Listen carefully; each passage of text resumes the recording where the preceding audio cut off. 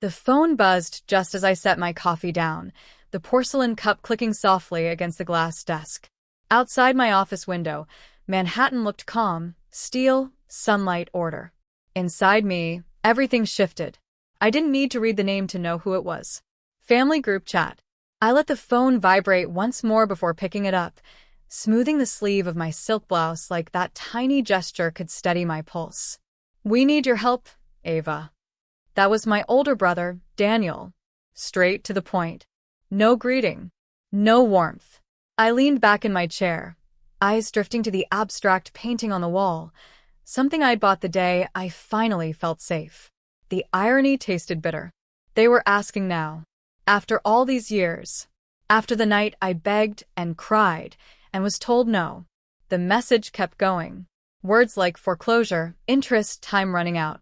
$412,000. I let out a slow breath. Funny how numbers carry memories. $5,000 had once felt like the difference between survival and collapse.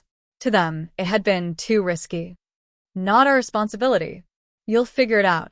I figured it out. My fingers hovered over the screen. Through the glass, I could see my reflection. Calm expression, neutral lipstick, the kind of woman people assume has always had it together. They had no idea what it took to become her. And they had no idea that the girl they refused to help no longer existed. 5 years earlier, I was sitting on the edge of my bed in a one-bedroom apartment in Queens, staring at a crumpled hospital bill like it might blink first and disappear. The room smelled faintly of instant noodles and disinfectant wipes. I hadn't slept in 2 nights. My hands were shaking when I picked up the phone. I remember rehearsing the words in my head. Just explain it calmly, Ava. Don't sound desperate. But desperation has a sound of its own. It crept into my voice anyway. "Daniel," I said when he answered. "I wouldn't ask if I had another option. I just need 5,000. I'll pay it back. I swear." There was a pause. Not silence, paper shuffling, a keyboard clicking. His life continuing while mine stalled. Then came my mother's voice on speaker. Calm. Controlled. Almost bored.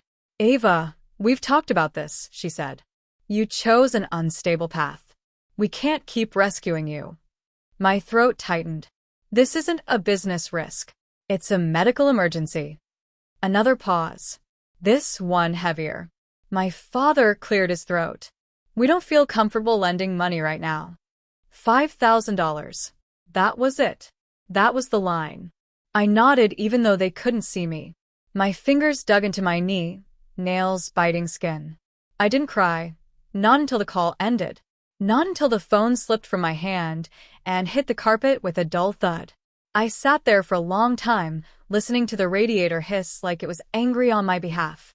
Later that night, I visited the only person who didn't treat my fear like an inconvenience, my Aunt Lorraine. She lived 3 subway stops away in a rent-controlled apartment that smelled like lavender and old books. She didn't offer money. She offered something heavier. She pressed a small leather notebook into my hands. "Write everything down," she said. "Every idea, every fear, every dollar. When no one backs you, clarity will." I clutched that notebook like a lifeline on the ride home. That was the night I stopped asking for permission.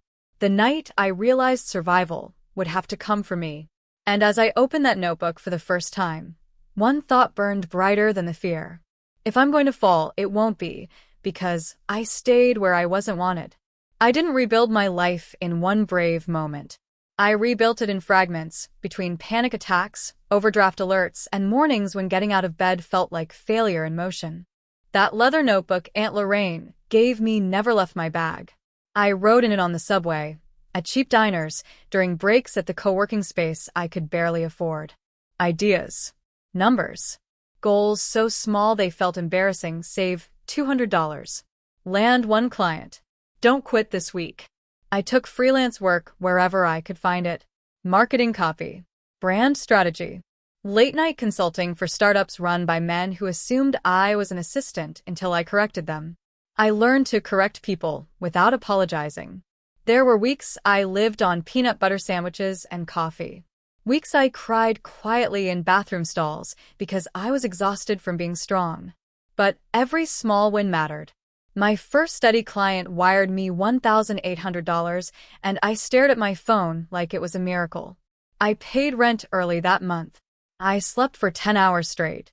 My turning point came when I met Rachel Whitman, sharp, silver-haired, and completely unimpressed by excuses. She ran a boutique investment advisory firm and hired me after a 30-minute conversation where she asked more about my thinking than my resume. "You don't lack talent," she told me. "You lack backing. That's fixable." Rachel taught me how money actually moves, how to price my work, how to stop confusing humility with self-erasure. Under her guidance, I stopped chasing approval and started building leverage. The wins stacked slowly, then suddenly, a six-figure contract, equity instead of invoices, an office that wasn't shared with strangers eating microwaved fish. Through all of it, I told my family almost nothing. When my mother asked how work was going, I said, "Busy." When Daniel joked about me still figuring things out, I smiled and changed the subject. I didn't hide out of spite. I hid because my success felt fragile, like something that could shatter under too many opinions. And because a part of me still remembered the way their voices sounded when they said no. I upgraded my life, quietly. Better shoes. A savings account that didn't make my stomach twist. Then investments. Then ownership. The night I signed papers making me a partner, I opened Aunt Lorraine's notebook again. The first page still held shaky handwriting and a grocery list written like a prayer. I closed it and pressed my palm to the cover. I had done this without them, not because I wanted to prove something, but because I had to survive.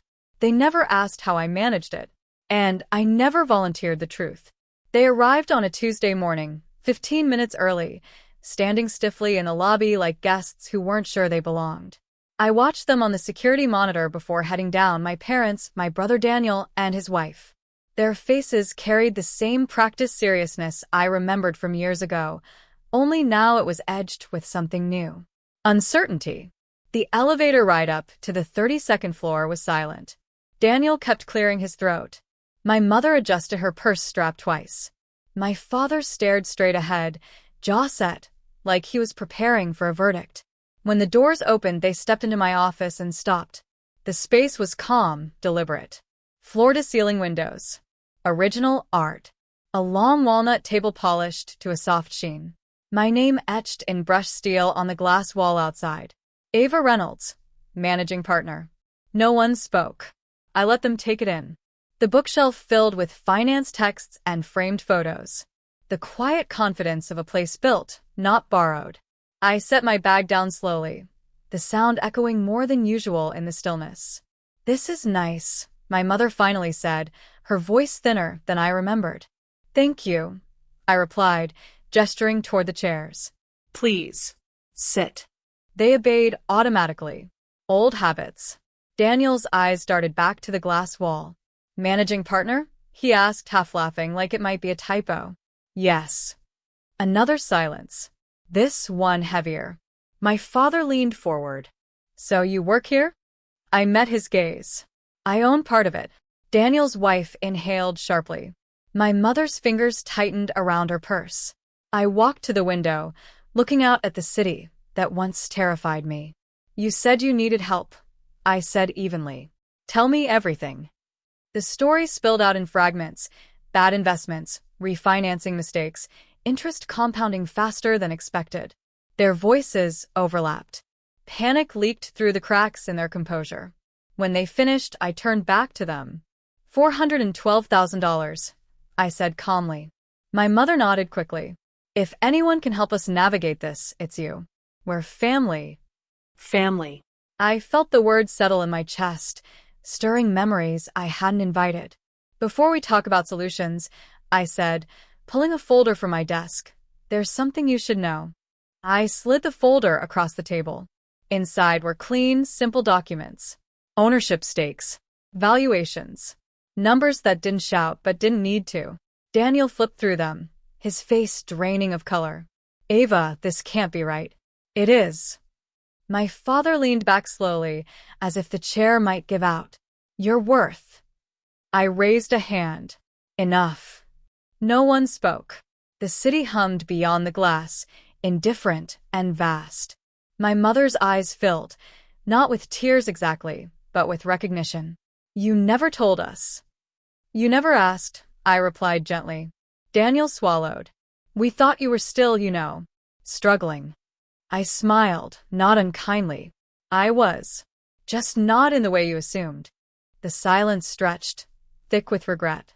For the first time, they were seeing me, not the risky daughter, not the stubborn sister, but the woman I'd become without their permission. And they finally understood the truth.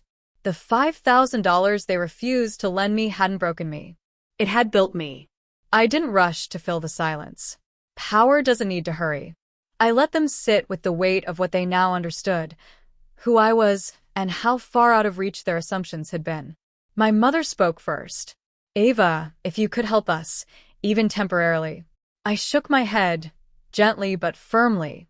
This isn't about writing a check. Daniel leaned forward, hope flashing too quickly across his face. So you can help? I can, I said. But I won't rescue you the way you're asking. Their expressions tightened. Confusion. Fear. Expectation. I opened Aunt Lorraine's leather notebook and placed it on the table between us. The cover was worn now, the edges soft from years of being carried. This saved me, I said. Not money. Discipline.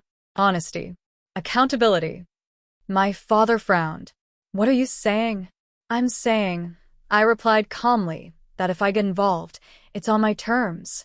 I laid them out one by one. First, full financial transparency. Every account, every liability. No hiding, no minimizing. If I don't see the whole picture, I said, I walk away. Second, professional oversight. You'll work with advisors I trust. Not friends. Not shortcuts. Daniel bristled. That feels controlling. So did being told no when I was desperate, I said quietly. But control and structure aren't the same thing. Third, boundaries. I don't co-sign emotional pressure. No guilt calls. No family means sacrifice speeches. If you cross that line, this ends. My mother looked down at her hands. And the money? I took a breath. I'll help restructure the debt. I'll invest in solutions, not bailouts. That means some assets will be sold. Lifestyles will change. Silence again. Daniel exhaled sharply. You're asking us to give up a lot. I gave up more, I said, not accusing, just stating a fact. My father finally nodded, slow and heavy. You learned this the hard way. Yes, I said. Because I had to. My mother's voice cracked. We failed you. The words landed softly, but they landed. I'm not here to punish you, I said.